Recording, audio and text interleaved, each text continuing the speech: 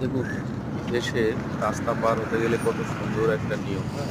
আপনি চাইলেও যদি সিগন্যালের আগে চলে যান, ঠিক আছে? তাহলে আপনার অনেক টাকা জরিমানা করবে। যদি আপনারা সিগন্যাল পার হওয়া যাচ্ছে, খুব সুন্দর চলে আসলে আপনার পার হয়ে চলে যাচ্ছে।